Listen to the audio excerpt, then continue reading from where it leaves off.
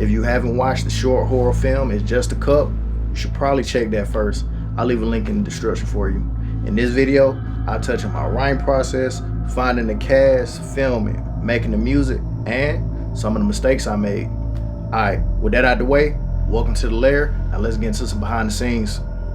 For this one, instead of starting with a concept like I usually do, I picked the location first and tried building a story around that. I didn't plan for this, but I found myself stuck in the kitchen, seeing shots in my head. After I came back to reality, as I was getting some water, the cup stood out to me for some reason, so I thought, let's build from that and see what happens. I took a few photos to help build my shot list and started playing around with some different ideas. I actually ended up rewriting this one 3 times. The first version was way too chaotic and fast paced. It was whispers in the sink, objects falling, a black figure, somebody getting pulled down. It was just all over the place, and it didn't really connect with the cup. The second version lacked context. I tried to salvage elements from the first draft, but it didn't feel right, and I just ended up stopping halfway through. The third time, I finally got it. I shifted my perspective and made the cup the actual focus instead of just a piece of the story. Including the rewrites, this process took over 3 weeks, and I'm grateful I was able to bounce ideas off the wife and Jeremy from time to time. Okay, the script was done. Now I needed to find the cast. I needed 3 people, 1 voiceover role and 2 people to physically be in it. For the main role, Jarrod, Jeremy volunteered. For the evil being in the final scene, I filled that role.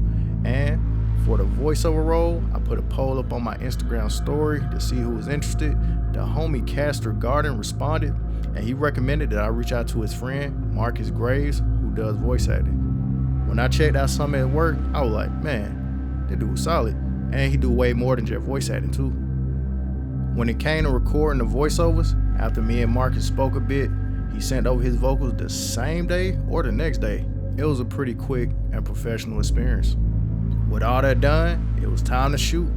I'm not entirely sure how long it took to film this one, but I'll say at least 3 hours. And if you've been following my short film journey so far, then you already know I had to experiment and try some stuff. I felt good about a few of the shots where I followed the subject. It added some cool variation to the visual story instead of just using static shots. The cabinet shot, man, that took forever. Since my phone had to be inside the cabinet, I couldn't see how everything looked while it was recording, so it took a bunch of takes to get that one right.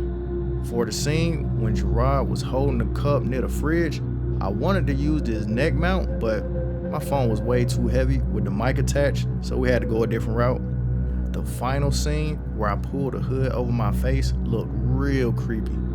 That was a last minute idea that I'm glad we tried. Alright, making the music for this took about an hour.